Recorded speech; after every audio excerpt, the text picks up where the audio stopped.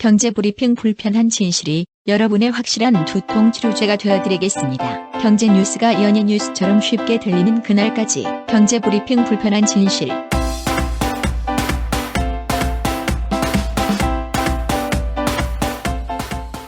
경제브리핑 불편한 진실 8월 30일 순서 시작하겠습니다.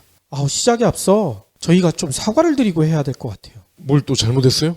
크게 잘못했어. 응? 이런 거 절대 제가 놓치는 법이 없었는데 최근에 저희 게시판 보시면 댓글 사태도 있고 해가지고 제가 딴 데 신경이 쓰였나 봐. 그래서 이걸 모르고 지나가 버렸어요. 어제가 아주 중요한 날이었잖아요. 아, 그래요? 저도 몰랐는데요. 경술국칠.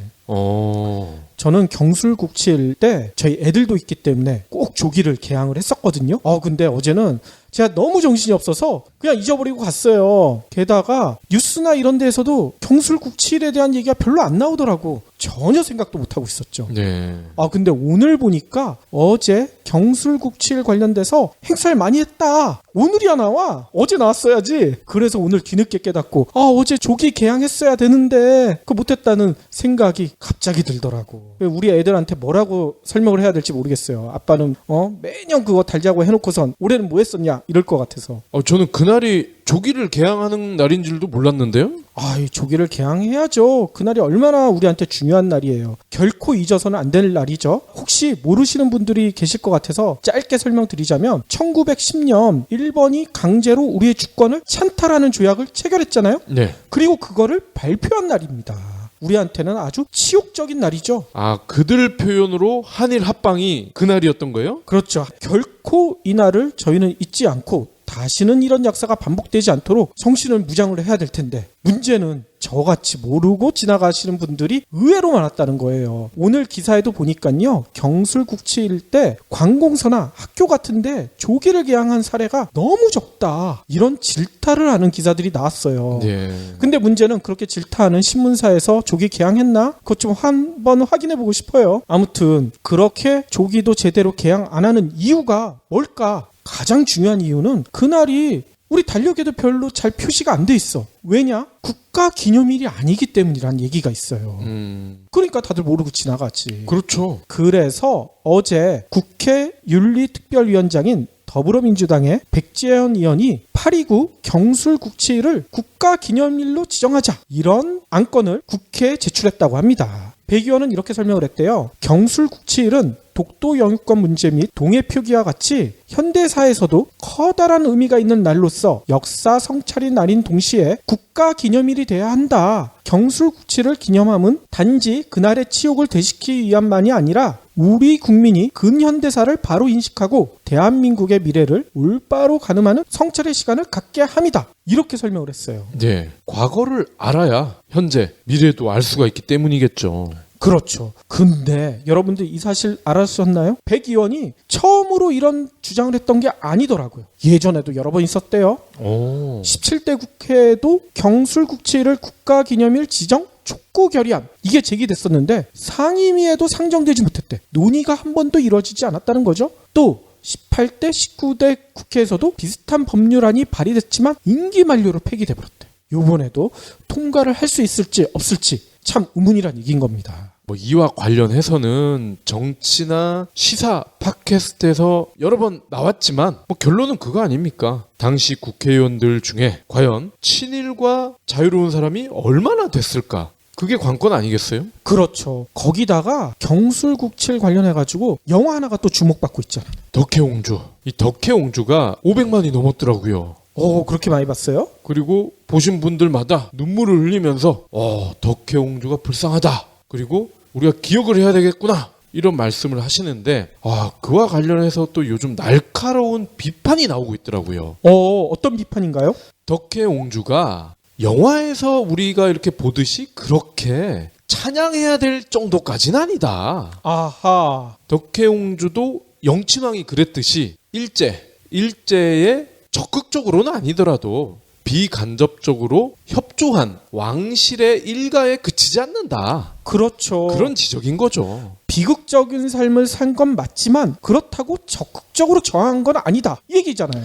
그러면서 오히려 의춘왕이 부각이 되더라고요. 의춘왕은 실제로 독립운동을 위해서 한 몸 던지려고 시도를 했다가 일제에 의해서 사전에 차단된 그런 분이거든요. 그렇죠. 아무튼 저희가 경제방송인데 왜 역사 얘기하냐 이렇게 얘기하실 분들도 계시겠지만 경제는 모든 사회 현상이 다 담긴 겁니다. 역사가 없는 경제도 저는 없다고 생각을 해요. 17대, 18대, 19대 국회에서 방금 말씀드린 법안이 올라오지도 못했잖아요. 결과적으로는. 그거는 결국 뭘 말합니까? 이 국회에서 수많은 경제와 관련된 법도 만들기 때문에 그래서 역사가 중요하다는 거죠. 그렇죠. 아무튼 내년에는 제가 이렇게 까먹지 않도록 국가기념일로 지정됐으면 좋겠는데 자칫 내년에 또 까먹을까봐 지금부터 걱정이 돼요. 그 알람 설치하세요. 아, 그래야 될 것 예. 같아요.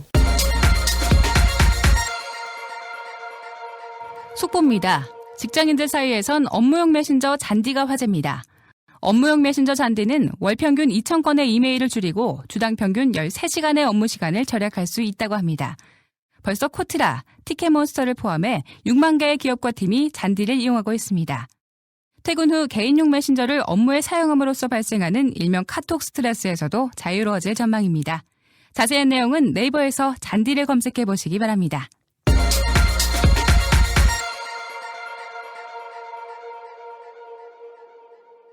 그러면 오늘 꼭 챙겨야 할 경제 브리핑. 최근 수출이 안 된다 이런 얘기들 많이 나오잖아요. 그래서 그런가 오늘 서울 영등포구 중소기업중앙회에서요 제3차 수출지원기관 협의회가 열렸대요. 왜 열렸을까요? 수출을 되살리겠다. 어떤 방법이 있을까? 이런 거 논의했겠다는 얘기겠죠. 네. 주도는 주형환 산업통상자원부 장관이 했나 봐요. 그리고 주요 수출 지원 기관 또 업종별 단체 관계자 이렇게 참석을 했대요. 그래서 올 하반기라도 제발 수출 좀 어떻게 살려보자 이렇게 논의를 했다고 합니다. 그 자리에서 주 장관이 이런 얘기를 했대요. 지난 7월까지의 수출은 물량이 소폭 증가했음에도 단가 급락 등으로 감소세가 이어졌다. 다만 주체, 품목, 시장 방식 등 수출 구조에 대대적으로 혁신하려는 노력의 성과가 하나씩 나오고 있다. 따라서 추세 반전을 위한 기반은 어느 정도 마련됐다. 이건 뭔 얘기겠어요? 수출 살아날 수 있다. 이 얘기 아니겠어요? 그렇죠. 실제로 이런 얘기를 하더라고요. 주체 측면에서는 상반기 내수기업 3,128개사가 수출 기업화에 성공했다. 그러니까 내수만 하는 업체를 수출을 할 수 있게 만들었다. 이 얘기인 것 같아요. 또 품목 측면에서도요. 5대 유망 소비재를 상반기에 123억 달러를 수출했대요. 그래서 전체 수출에서 차지하는 비중이 지난해 3.6%에서 올 상반기 4.4%로 늘어났다. 이렇게 얘기하고요. 시장 측면에서도 한국, 베트남, FTA 발효 효과 등으로 올 상반기 대베트남 수출이 10.1%나 증가하는 성과를 이뤘다. 이렇게 자화자찬을 하더라고. 네. 그러면서 주 장관이 끝에 뭘 붙였는지 아세요? 20년 전 애틀란타 올림픽에서 겨우 금메달 1개에 불과했던 영국이 리우 올림픽, 얼마 전에 끝났던 브라질 올림픽에서는 금메달을 27개나 따면서 종합 2위를 차지했다. 중국도 제꼈다는 얘기예요. 네. 근데 그 이유는 영국이 잘할 수 있는 스포츠를 선택해서 지원을 집중하는 선택과 집중을 제대로 했기 때문이다. 따라서 우리도 영국의 전략을 본받아서 정부와 민간이 공동의 목표를 세우고 힘을 합쳐 집중 대응해서 수출을 살려내겠다. 이렇게 얘기를 하더라고. 네. 그런데 주 장관의 이 주장이 과연 합당할까요? 주 장관의 주장이라고 하니까 참 또 아재 개그 하는 것 같아요. 그런가요? 일단 영국이 2위를 한 건 맞죠. 2위를 했는데 영국의 스포츠 정책에 대해서는 찬반이 상당히 갈리고 있습니다. 뭔 얘기냐면 그 나라의 스포츠의 실력이 메달만 많이 딴다고 좋은 건가요? 그건 아니죠. 그건 아니잖아요. 근데 영국은 어떤 정책을 취하고 있냐면요. 이길 가능성이 높은 종목에만 집중 투자하는 펀딩 정책을 취하고 있대요. 이게 뭔 얘기냐면 이길 수 있는 자신들이 메달을 딸 수 있는 종목에만 집중 지원을 하고 성적이 메달을 못 딸 것 같다. 아예 투자금을 줄인다는 거야. 몇몇 종목만 집중적으로 한다는 거죠. 이에 대해 독일 같은 언론에서는 이런 얘기를 해요. 타협이 없는 정책, 스포츠를 대중들이 얼마나 즐기느냐를 고려하지 않고 메달 딸 수 있는 종목에만 지원하는 게 말이 되느냐 이렇게 질타를 하는 거죠. 특히 영국 같은 경우에는 배구와 탁구를 국민들이 되게 좋아한대요. 그런데 메달을 딸 수 없다는 그런 이유 때문에 배구와 탁구에는 펀딩 프로그램을 지원하지 않았다. 이게 말이 되느냐 이런 얘기를 하더라고요. 축구는 지원했을 거 아닙니까? 당연하죠. 근데 금메달 못 땄잖아. 맞습니다. 게다가 저는 지적하고 싶은 게 영국이 해왔던 선택과 집중이 우리나라는 안 해왔냐. 우리나라도 지금까지 선택과 집중만 했잖아. 그렇죠. 조선에 몰빵했죠. 중국에 몰빵했죠. 근데 이 선택과 집중을 했기 때문에 지금 우리나라 이 수출이 이렇게 무너지는 거 아닌가요? 그렇죠. 그런데 선택과 집중을 더 하자고? 아는 게 그거밖에 없으니까. 다음 소식입니다. 신격호 롯데 총괄회장과 사실혼 관계인 서미경 씨가 이 부동산 규모가요, 공시 가격 기준으로만으로도 1,800억 원대에 이르는 것으로 나타났어요. 그럼 이거 시가 따지면 거의 3천억 원도 넘을 수도 있겠네요? 그렇습니다. 아니, 서미경이 누구냐? 이렇게 물어보시는 분도 계실 텐데요. 사실 혼 관계인 여성이다. 그렇죠. 그럼 대충 아시겠죠? 그리고 이런 얘기 방송에서 직접 하긴 참 뭐하지만 첫 번째 부인도 아니고 두 번째 부인도 아니고 보통 세 번째 부인으로 불리죠. 그렇죠. 세 번째 부인이란 말이 진짜 21세기에도 나올 수가 있는지 참 의심스럽지만 팩트상 세 번째 부인이에요. 네. 그리고 별당 마님 뭐 이런 또 닉네임도 가지고 있더라고요. 오늘 재벌닷컴 보도에 따르면요, 서 씨가 현재 본인 명으로만 보유한 부동산이 5건인데 이 5건에 대한 가격이 1,177억 원 규모입니다. 이 가운데 신 회장에게서 2007년 증여받은 경남 김해 상동면, 여기 우리 저 친가 있는 곳인데, 그래요? 이 상동면에 73만여 제곱미터 토지의 평가액이 800억 원이 넘는다고 해요. 그러면 박 PD는 8억이 넘는 거 아니에요? 저희는 8원도 안 됩니다. 같은 해 증여받은 경기 오산의 또 다른 토지는요, 82억 원, 강남 신사동의 주택은 83억 원 선이라고 합니다. 그리고요, 딸이 또 있어요. 딸과 함께 지배하는 두 법인이 있는데 이 법인을 통해서요, 삼성동, 반포동, 동승동에 또 각각 빌딩이 한 채씩 있다고 해요. 서울 유지에만 빌딩이 있네. 총 3채죠? 이 3채의 평가액이 또 688억. 와, 장난 아니군요. 롯데그룹 비리 혐의를 전방위로 캐고 있는 검찰이 신 총괄회장이 일부 재산을 서 씨에게 증여하는 과정에서 탈세한 거 아닐까? 이 가능성에 대해서도 조사 중이라고 합니다. 근데 이 조사가 제대로 될 수 있을까? 여러분들 어제 방송에서도 저희가 말씀드렸었지만 이인원 부회장 자살하셨잖아요. 네. 오늘이 발인이더라고. 네. 발인과 관련돼서 여러 가지 의혹들이 제기되고 있는데 언론을 통해서 발표하는 것처럼 롯데 수사는 전혀 지장이 없다. 검찰에서는 계속 강조하고 있지만 현장에 있는 기자들 얘기를 들어보면 벌써 검찰 수사에 문제가 생기고 있다. 이런 제보들이 들어오고 있죠. 한진해운이요, 결국은 법정 관리에 들어갈 전망이다. 이런 얘기가 나왔어요.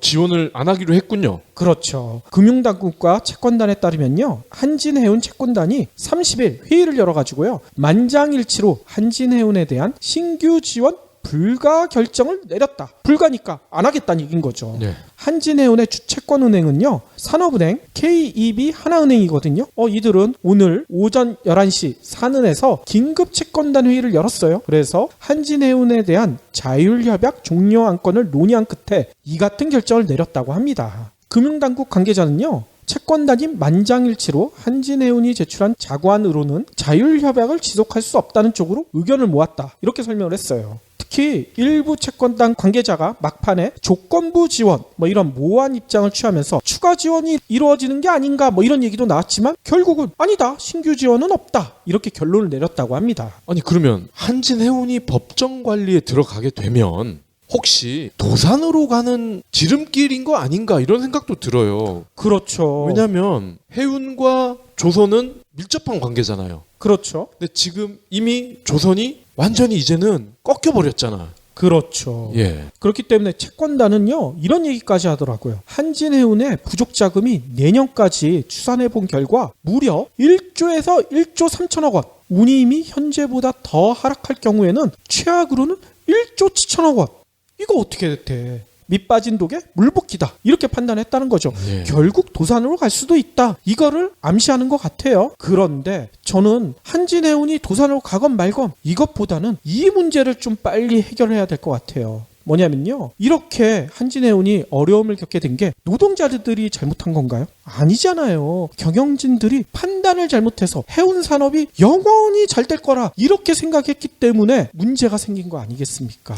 그리고 중간중간 자기 챙길 거는 미리 다 챙겨놨죠. 그렇죠. 영원히 잘 될 거라고 생각해서 돈 빼돌려도 이거 티 안 나겠지 하다 보니까 이 사태가 벌어졌는데, 문제는 그런 총수들이 이런 짓거리를 했다는 거예요. 노동자들 이제 고통 분담해야죠. 우리 어려워졌으니까 희망퇴직해라 이렇게 몰아붙였잖아요. 근데 뒤로는 자신들의 연봉은 꼬박꼬박 챙겼대. 네. 실제로 한진해운의 최은영 전 회장은요, 2013년에서 2014년 한진해운이 단기 순적자가 각각 7,122억, 4,635억. 와, 적자가 막 1,000억 단위야. 이렇게 적자가 많이 났는데 이 정도 되면 월급 어떻게 받겠어요? 안 받아야 정상 아니겠습니까? 그렇죠. 그런데 2013년에 최 전 회장이 받은 연봉이요 17억 원. 게다가 2014년에는 어떤 짓까지 했는 줄 아세요? 미리 퇴직금까지 포함해서 57억 원이나 챙겼대. 이런 총수 일가의 부도덕성, 이거에 대한 책임도 엄중히 물어야 되지 않을까, 이 생각이 듭니다. 심지어 이 아줌마는 제 기억에 주식도 아마 미리 팔았을걸요? 그렇죠.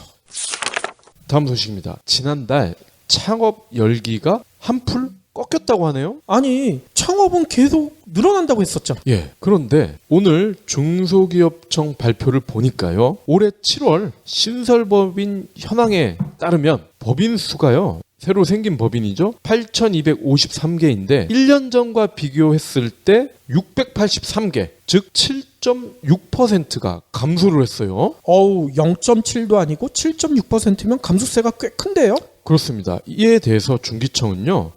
법인 등록 일수와 함께 제조업, 건설업 등의 법인 설립이 감소했기 때문이다. 즉 제조업, 가장 기본이 되는 제조업 자체가 설립이 줄었다. 이런 설명입니다. 7월 신설법인을 업종별로 살펴보면요. 도소매업이 24%로 가장 많았습니다. 그런데 제조, 건설은 19.7, 10.2%에 그쳤어요. 부동산 임대업이 10.1%로 꽤 많은 게 눈에 띕니다. 그러네요. 아니, 그런데 현 정부에서는 창조경제라고 하잖아. 네. 창업하려면 대통령까지 나서서. 근데 왜 창업이 이렇게 많이 줄었을까요? 혹시 취업률이 높아져서 그런가? 말로만 창업하라고 그러니까 그런 거 아니에요? 뭘 도와줘야 될 거 아니야. 그러니까 말이에요. 최근에 국내 게임 업계가 악재에 빠져 있다, 이런 얘기들 많이 들리잖아요. 네. 게임 규제는 계속 진행되고 있고, 글로벌 게임 업체들의 공세, 특히 포켓몬고를 앞세운 글로벌 게임 업체들이 국내 시장을 완전히 휩쓸고 있다, 이런 우려가 계속 나오고 있는데요.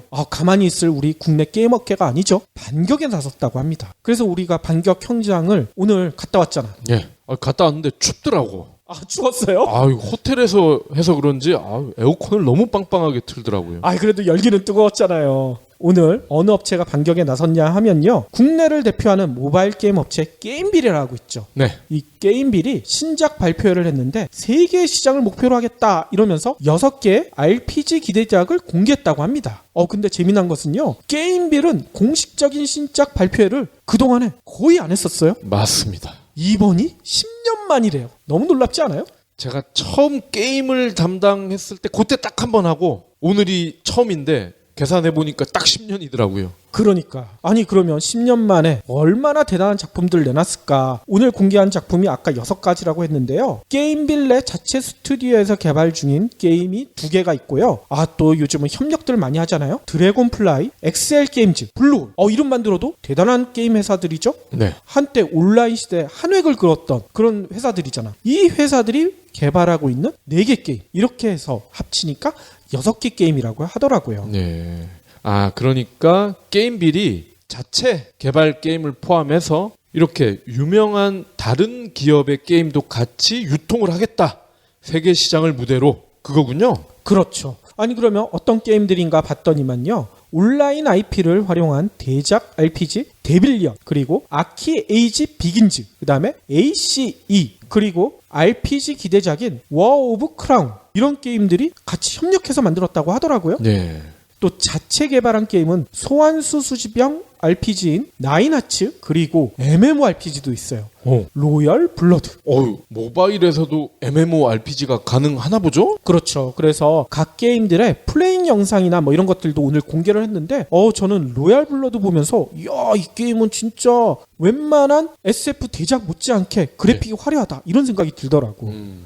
타격감도 상당히 좋을 것 같다는 생각도 들고요.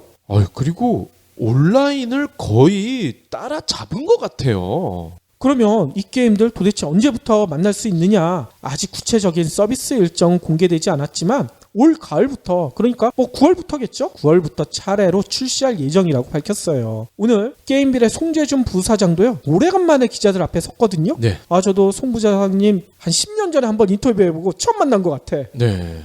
여전하시더라고요. 아무튼 송 부사장은 이런 얘기를 하더라고요. 우리의 가장 큰 경쟁력은 글로벌 시장에 대한 자신감이다. 이번 대작들을 신호탄으로 세계 무대에서 통할 메가히트 게임들을 배출하는 글로벌 게임사로 거듭날 것이다. 이런 자신감을 표했다고 합니다. 네. 아니 근데 이 자신감이 전혀 근거가 없지 않은 게 작년, 물론 지금까지 이어오고 있지만 이 게임빌의 동생 회사 있잖아. 그렇죠. 컴투스의 서머너즈 워가 글로벌 시장에서 초대박이 나지 않았습니까?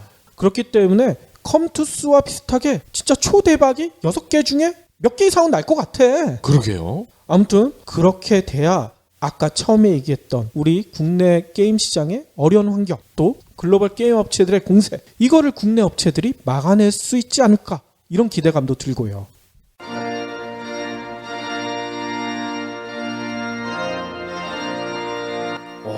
오늘 결혼식 정말 특이하네. 신랑 신부가 같이 들어와. 다 이유가 있지. 이유? 신부의 아버지가 신랑에게 손을 건네주는 이 시기 실은 여성을 소유물로 보는 잘못된 관행이거든. 소유물? 말도 안 돼. 생각해봐. 신부 아버지 책임하에 있던 신부가 새로운 배우자에게 책임이 기속되는 것과 같잖아. 듣고 보니 그러네. 근데 요즘은 여성들 위상이 많이 높아졌잖아. 대통령도 여자고 이런 관행이 더는 없을 듯한데? 그럼 질문 하나. 만일 남성이 여성을 때렸다면 어떤 법적 처벌을 받을까? 폭력이니까 형사재판으로 가겠지? 그럼 맞은 여성이 폭력 남성의 아내라면? 글쎄, 그거야... 쉽게 대답하기 힘들 거야. 여성을 소유물로 보기 때문에 가정법원에 보내진다고. 가정법원? 말도 안 돼. 바로 남성다움을 강요하는 맨박스 때문이지. 남자는 강해야 하고 여성을 보호해야 한다는 잘못된 사고, 이런 편견을 깨부셔야 행복해질 수 있다고. 소중한 우리 딸들을 위해서라도 말이야. 그럼 우리는 어떻게 해야지? 테드에서 200만 뷰를 돌파한 토니 퍼터의 신작 맨박스에 자세한 해법이 나와 있다고. 맨박스라. 당장 사서 봐야 되겠네. 맨박스, 강요된 남자다움에 대하여 도서출판 한빛피즈. 그러면 오늘의 섹션 IT 이야기를 들려드릴 텐데요. 네. 오늘 되게 재밌을 것 같아요. 이거는 사실 이 PD님의 어떤 궁금증에서 출발이 됐다고 봐야 됩니다. 그렇죠. 예. 자, 그러면 진행을 해보도록 하겠습니다. 오늘 주요 언론에 다음과 같은 보도가 올라왔어요. 삼성의 갤럭시 노트 7, 이제 이하 갤노트 7이라고 할게요. 갤노트 7이 출시가 된 지 열흘이 지났음에도 이동통신 시장이 좀처럼 달아오르지 않고 있다. 이런 겁니다. 오이? 그러면서 이유도 친절하게 알려줍니다. 전례 없는 단말기 부족 현상 때문으로 분석된다. 이거 좀 이상한 것 같은데요? 이통 시장은 조용한데 단말기 부족 현상이 전례가 없다. 이거 앞뒤가 좀 안 맞는 표현 아니에요? 그러니까. 언론 보도를 보면요. 19일부터 27일까지 전체 시장의 하루 평균 번호 이동이요. 19,700여 건이래요. 그러니까 거의 2만 건이라는 거죠. 그렇죠. 방통위가 시장 과열 기준으로 삼는 하루 2만 4천 건. 이 2만 4천 건을 넘은 거는 딱 한 번. 언제? 출시 당일이래요. 물론 출시 당일에는 그동안 예판 물량이 한꺼번에 개통이 되잖아. 그렇죠. 예, 그러다 보니까 이렇게 올라가긴 합니다. 그러니까 당일 빼고는 사실상 유의미한 어떤 폭증이라든지 이런 게 없었단 얘기입니다. 진짜 이통시장이 잠잠하다, 이렇게 표현해도 되겠네요? 그렇죠. 근데 보통 갤럭시나 아이폰 새 플래그십 모델이 나오면 난리가 나잖아. 그렇죠. 불법 지원금, 사은품이 넘쳐나고, 그리고요, 통신사도 서로 번호 이동을 땡겨가기 위해서 온갖 혜택을 앞다퉈서 내밀었었잖아요. 근데 이 갤노트 7은 너무 조용하다는 거야. 아니 도대체 이유가 뭐예요? 근데 그 이유가 물량이 없다. 이렇게 친절하게 일단 설명을 했습니다. 아니 그것만 가지고는 좀 부족할 것 같은데. 자, 근데 또 이렇게 부연 설명을 합니다. 출시 초기 이통사들이 무리하게 지원금을 풀기보다 물량 조달에 전력을 다하는 모습이다. 소비자들도 블루코랄, 이게 아주 잘 나가는 색상이라고 해요. 파란색인가 보죠. 저희도 한번 봤는데 이쁘긴 하더라고요. 네, 이 블루코랄과 같은 컬러의 단말기만 구할 수 있다면 혜택이 없어도 거의 사는 분위기다. 이렇게 스케치를 하고 있습니다. 그래요? 근데 아니 혜택 주는 게 거의 몇십만 원 단위인데 이걸 포기하고 그냥 블루코랄 산다고? 그렇다고 하네요. 그런데 하루 전 29일입니다. 어제 쏟아진 기사를 보면 또 완전 달라, 분위기가. 그래요?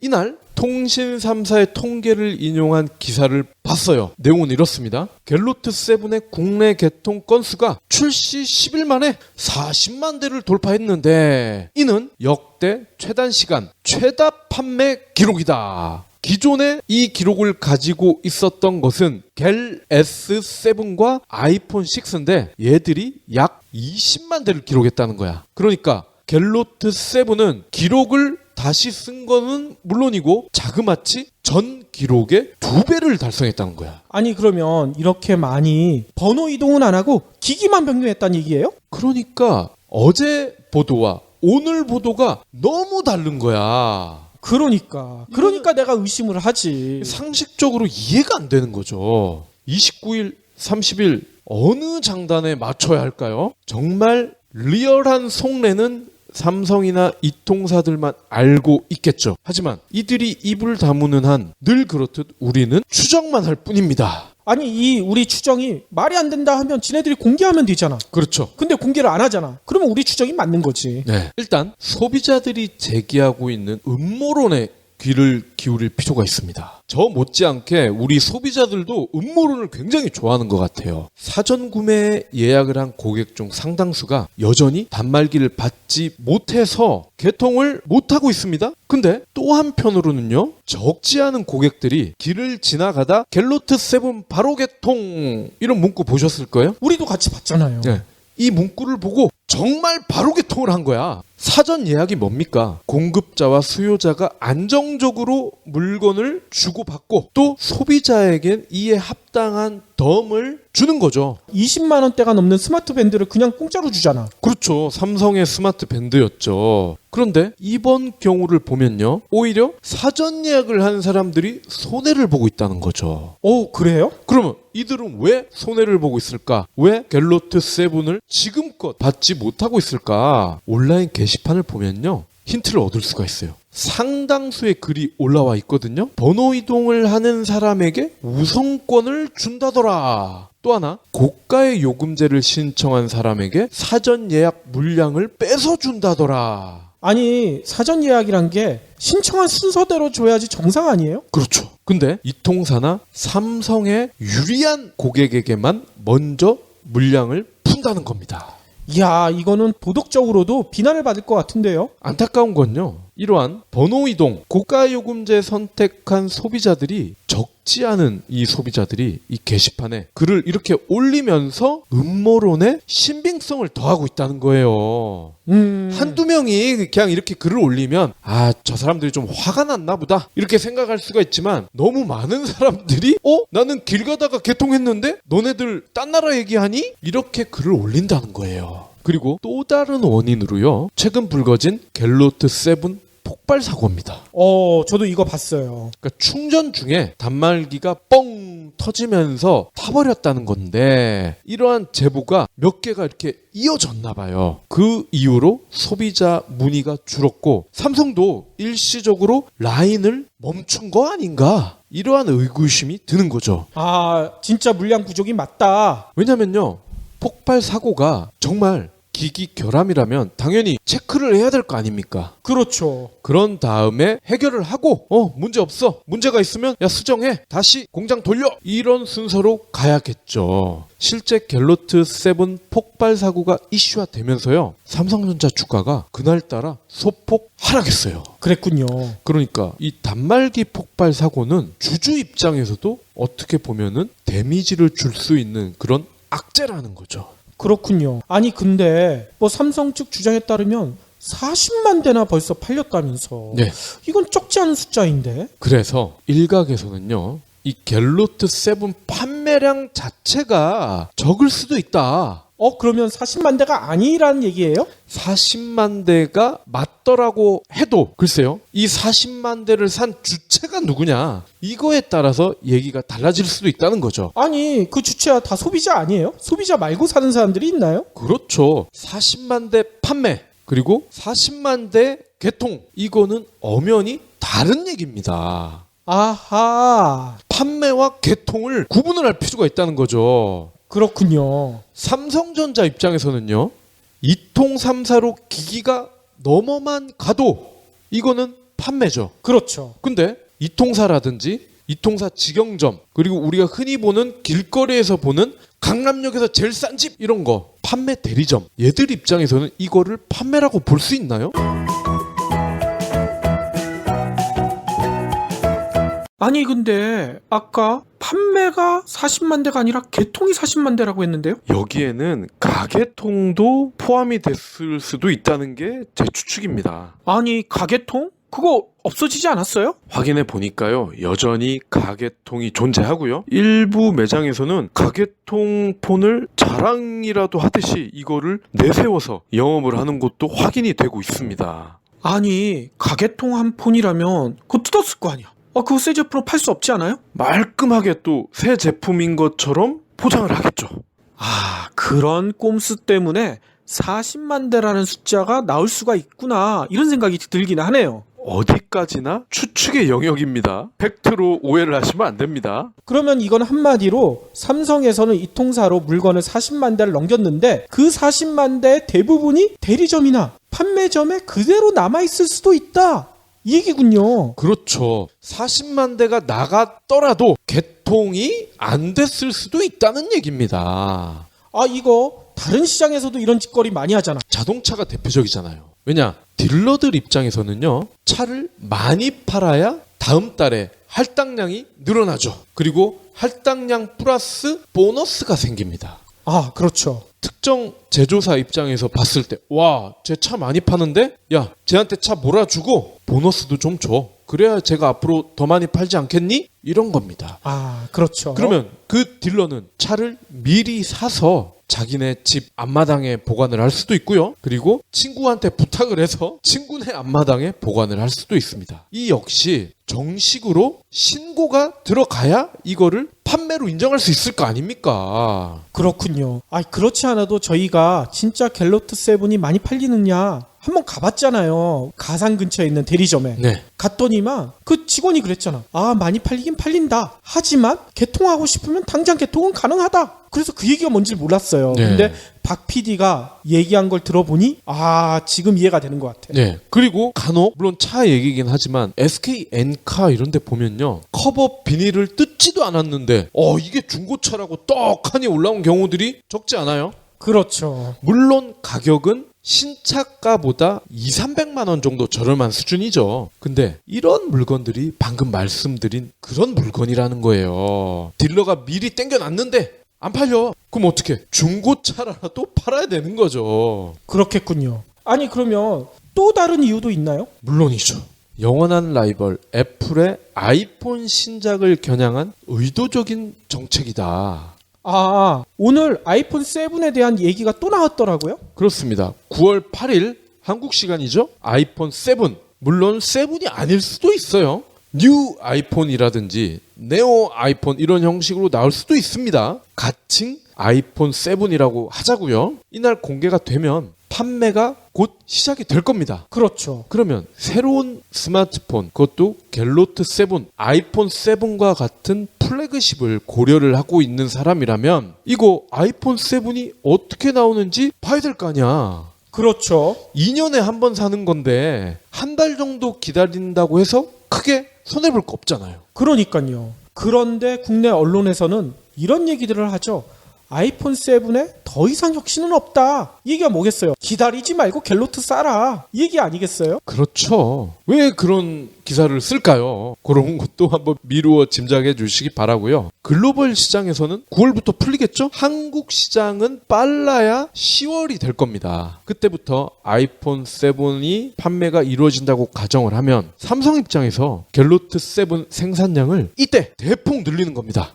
어쩌면 이미 다 만들어 놨어. 근데 창고에 쌓아놓고 이때 유통을 왕창 풀어버리는 거죠. 아이폰 7의 판매를 좀 막기 위해서. 그렇죠. 거기다가 이통사와 이제 본격적으로 보조를 맞춰서 각종 혜택을 추가를 하는 거죠. 그래야 글로벌이든 안방이든 시장을 방어 또는 역전이 가능하지 않겠습니까? 지금 갤로트 7을 많이 찍었다고 해서 이걸 많이 풀어버리면 아이폰 7과 비교해야 한다고 생각하는 고객들은 어차피 관심을 갖지 않을 겁니다. 그러면 공급 초과로 단말기 가치만 떨어질 거예요. 이상 4가지 가정 중에 어떤 게 팩트일지 어떤 게 팩트에 가까울지 알 수 없지만 삼성 입장에서 보면은 지극히 합리적인 판단일 거라고 보여집니다. 물론 소비자의 권리와 행복 안중에는 없지만요. 물론 삼성에서는 합리적인 판단일 수 있지만 저희가 보기에는 이건 꼼수로밖에 안 보이네요. 네.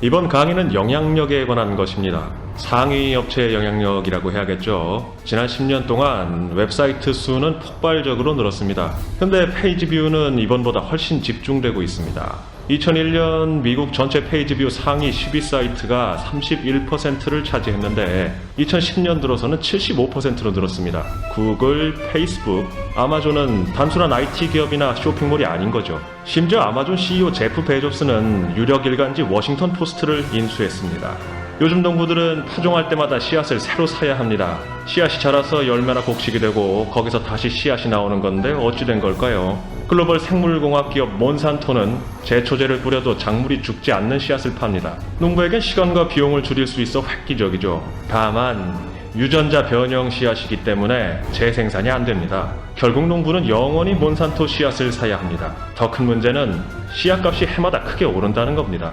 위기에 빠진 자본주의, 다행히 우리가 구할 수 있습니다. 부유한 노예, 슈퍼 자본주의의 저자 로버트 라이시가 신간 자본주의를 구하라에서 해법을 공개합니다. 상위 1%의 독주를 멈추게 하는 법, 자본주의를 구하라. 도서출판 김영사.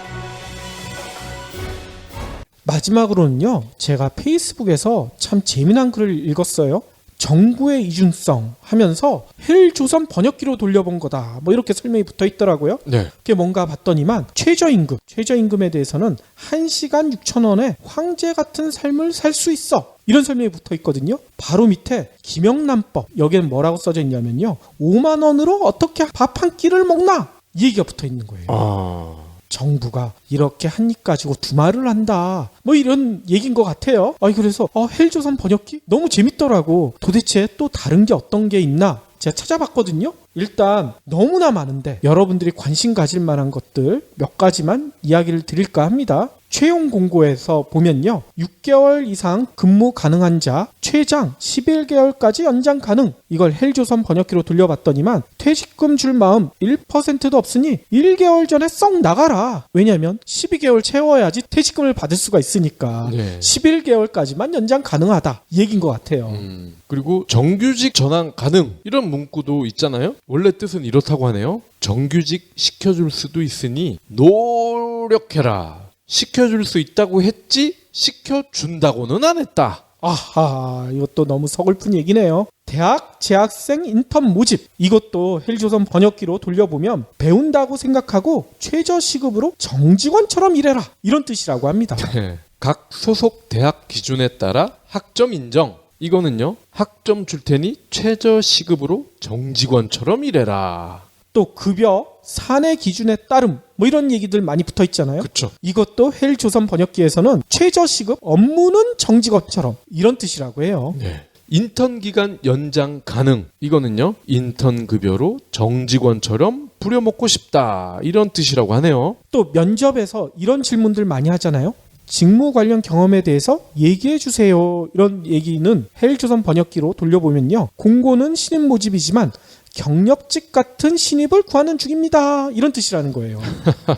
그리고요, 결과를 통보하잖아요. 근데 이런 말 많이 하죠. 지원하신 모든 분들 우수한 역량을 갖추신 분들이지만 이 속뜻은 넌 아니야. 아, 너는 우수한 사람이 아니라는 얘기군요. 아무튼 이런 헬조선 번역기가 왜 네티즌들한테 인기를 끌고 있을까? 맞는 얘기이기 때문 아니에요? 그러니까요. 이 헬조선 번역기 자체가 진짜 패러디가 아니라 실제인 것 같다. 이런 생각까지 들어요. 네. 아, 그런데 어떤 분은 이런 얘기도 하더라고요. 한국이 헬조선인 거 맞긴 맞지만 지옥 같은 나라가 아니라 나라 같은 지옥이라고 생각해보자. 마음이 0.1g 정도는 편안해진다. 별로 위로가 안 되네. 위로가 안 됩니다.